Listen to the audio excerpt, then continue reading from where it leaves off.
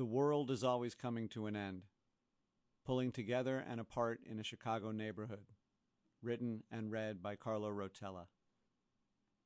Dedication. For the ARPs, trainers, thigpens, and passmans. Love your neighbor, yet pull not down your hedge. George Herbert, Jacula Prudentum, 1640. Epigraph. Tell the story of your village. If you tell it well, you will have told the story of the world. Andrea Camilleri.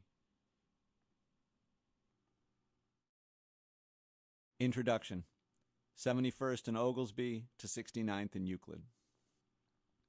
While working on this book, I got in the daily habit whenever I was in Chicago of taking a walk between the two houses in South Shore in which I grew up.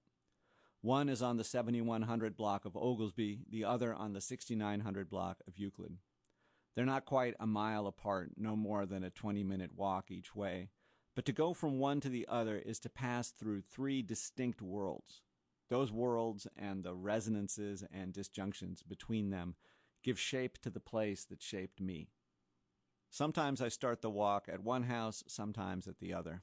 Let's start this one taken in the summer of 2016 on Oglesby. The compact brick house with a low-pitched overhanging roof and an offset front door in which I lived on that block between 1967 and 1973 is a bungalow. One of more than 1,000 in South Shore, one of 80,000 in the great swath of neighborhoods that make up the city's bungalow belt.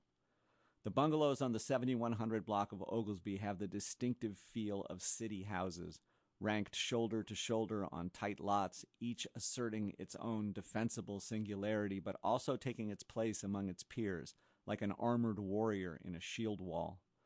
The block looks greener, more settled and maintained than it did when I lived there, but it also feels more precarious to me, more vigilant and embattled. From early childhood, I was attuned to the signature buzzing stillness of a block of houses in South Shore, an atmosphere of surface calm stretched over a banked, forted-up watchfulness. The buzz has heightened over the years, or I've become even more sensitive to it, or both. There's a shooting just about every day somewhere in the neighborhood, and a great deal of robbery and theft. It doesn't approach the Wild West highs of the early 1990s, when a nationwide spike in violent crime coincided with the maturing of the crack trade on the South Side.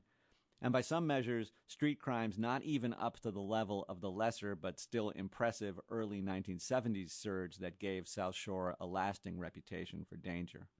But it's a lot of action, especially for a neighborhood that has long prided itself on... Sample complete. Ready to continue?